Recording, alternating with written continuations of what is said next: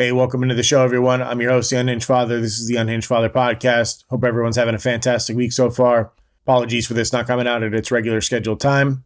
Like I feel like I'm saying every single week, this one has definitely been a very trying week for me and my family. I don't have much time to do the recording. I'm actually recording in the morning and could be interrupted at any moment by my youngest. I will say that, thank the Lord, the sleep training is actually working with him. He's been sleeping pretty much through the night, knock on wood, because it was getting really, really hard to be working and living life and just functioning as a normal human being on 3.5 to 4 hours of sleep every day. So thank God, sleep training is great. I'll probably talk about it in a future episode at some point, but sleep training with the kids has been super helpful. But let's go ahead and just jump into the episode. This is going to be a little bit of a shorter one since I don't have as much time. But I wanted to make sure I got something out this week just for consistency's sake as well. But as I've been mentioning for a couple months now, our family's had some things that have been in the air, some things bubbling under the surface. And this week, all of those things really came to a head and we were hit with something that we weren't expecting. And it's going to be a real change for us. It's going to cause a lot of uncertainty in the future for us financially, structurally, things like that. There's a lot of flux within our family and how we're going to move forward. Now, we're going to be okay. We always end up being okay, kind of like a cat. You throw them out a window, we're going to land on our feet, even if the trip down is not super pleasant. But it's still scary, especially now having two little life forms that rely on you, that are looking towards you and expect you to provide them with what they need, what they want. And this is one of the, not the first time, but one of the bigger times where it's kind of like we have to shield our kids from the harsh realities of this world, of the fact that this world is super shitty and they're not ready for what's going on right now. And I'm not going to get into the specifics of what's going on with our family. That's our own personal business.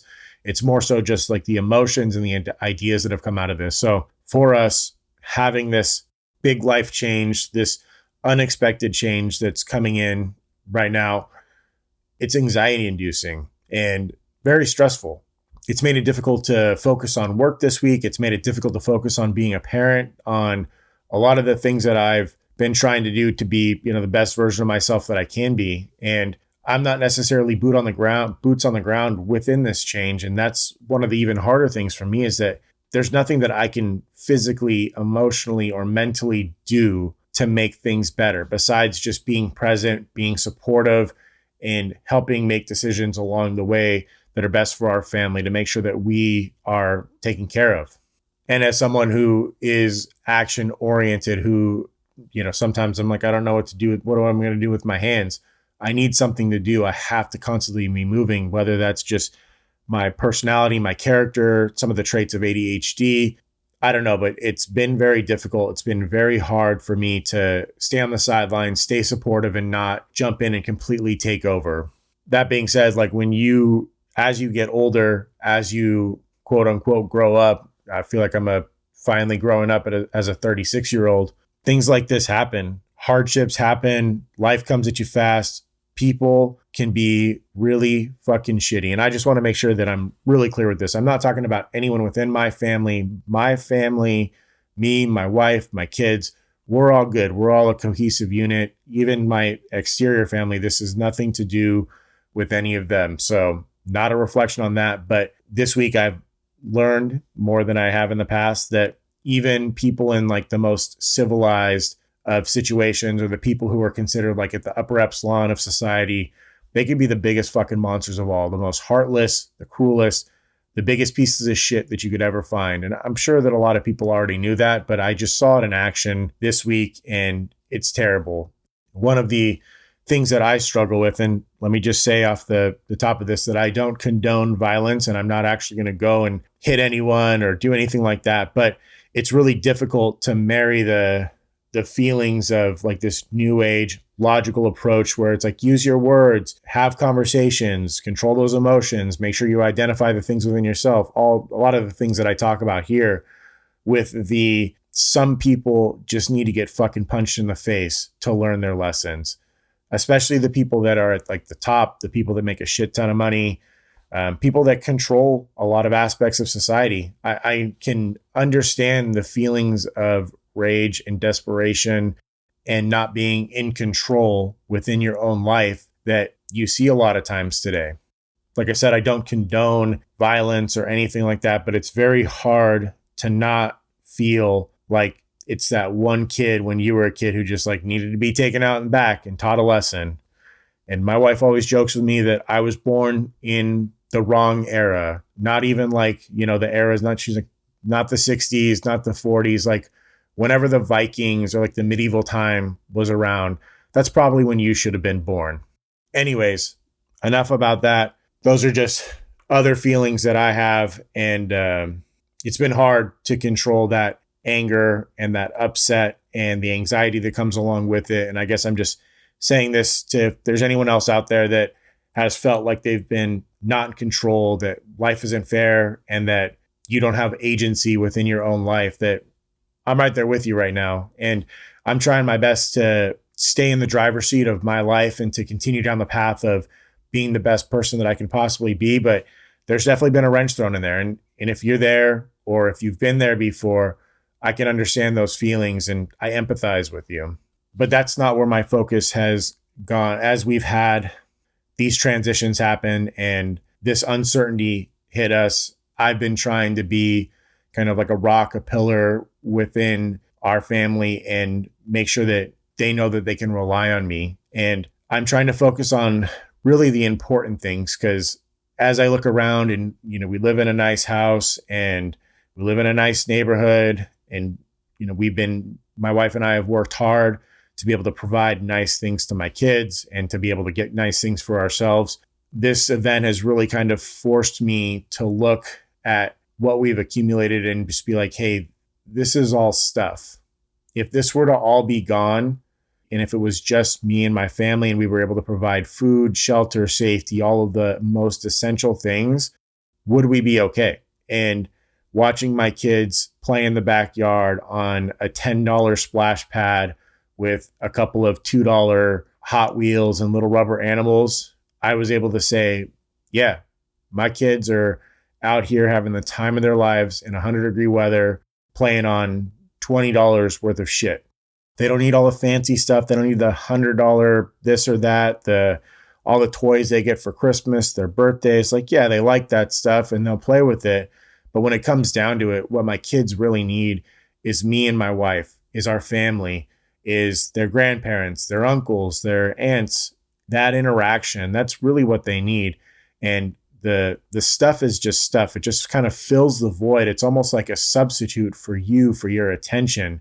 And that's not what they need. So for me, I've been really trying to make sure that I don't fall out of being present, being with them. Let these transitions, let this uncertainty pull me away mentally, physically, just being with them.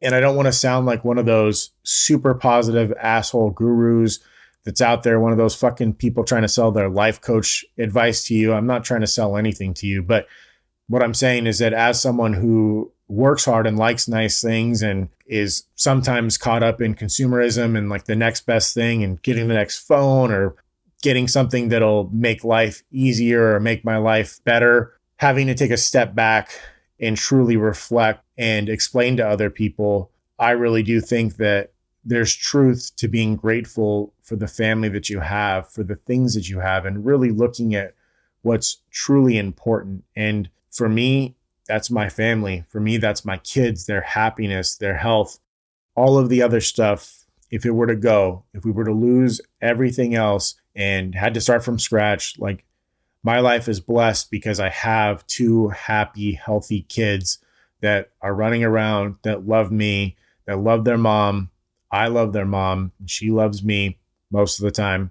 These are the things that I need to focus on and that I want to focus on because they're truly important. And I guess this is just like the message of this episode of this podcast, this short episode, is to really find out what's important to you.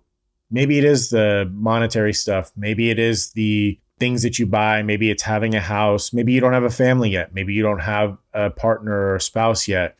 That's all okay.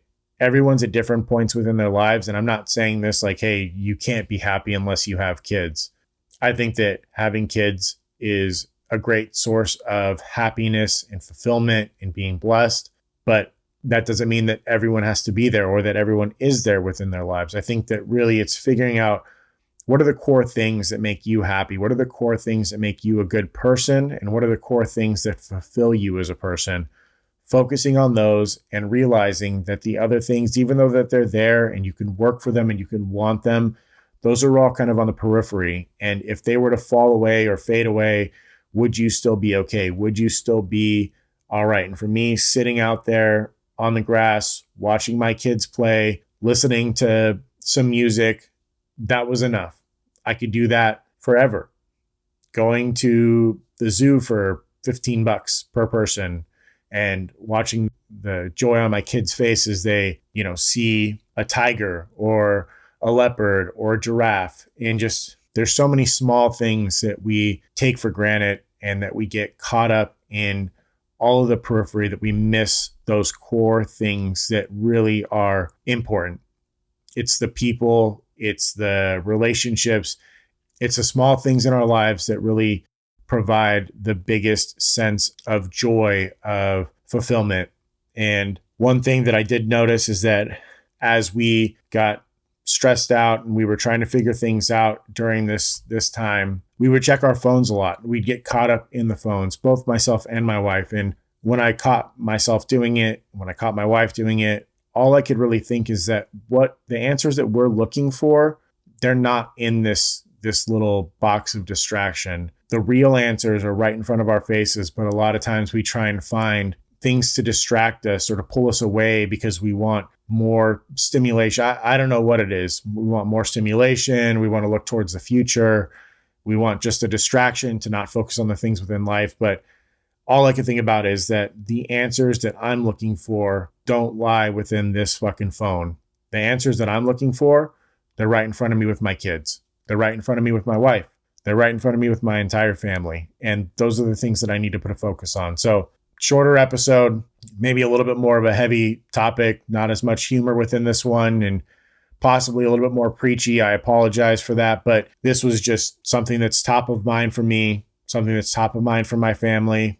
We're going to be okay. We'll land on our feet, and I'm going to continue to put out more podcasts because it's beneficial to me, beneficial to everyone. So sorry, my kid's starting to stir, starting to wake. So it's time to wrap this up.